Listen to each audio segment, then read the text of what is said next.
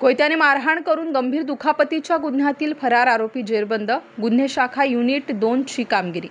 Bhagur bus stop जवळ तालुका जिल्हा नाशिक या ठिकाणी फिर्यादी हे त्यांचे पत्नीसह जात असताना यातील फिर्यादी याचे ओळखीचे आरोपी व त्याचे साथीदार यांनी जुन्या भांडणाची कुरापत काढून फिर्यादी यांना लाथाबुक्क्यांनी मारहाण व शिवीगाळ करून आरोपितांनी रागाच्या भरात त्यांचे जवळ असलेल्या कोयत्याने फिर्यादीच्या डोक्यास व उजव्या हातास गंभीर दुखापत केली होती। त्यावरून फिर्यादी यांनी देवळाली कॅम्प पोलीस ठाणे येथे गुन्हा दाखल केला होता। गुन्हे शाखा युनिट 2 कडील अधिकारी व अंमलदार हे सदर गुन्ह्याचा समांतर तपास करून सदर गुन्ह्यातील पाहिजे आरोपी यांचा शोध घेत असताना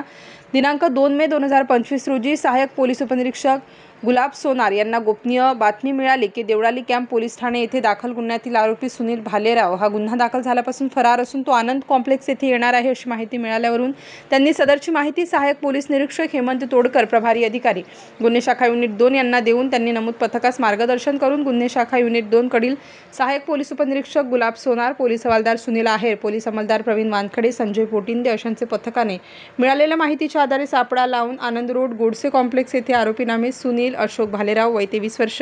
यास ताब्यात घेऊन गुन्ह्याच्या अनुषंगाने विचारपूस केली असता त्याने गुन्ह्याची कबुली दिली आहे। तर आरोपी सुनील भालेराव यास पुढील कारवाई कामी देवळाली कॅम्प पोलीस स्टेशन येथे रिपोर्टासह हजर केले आहे।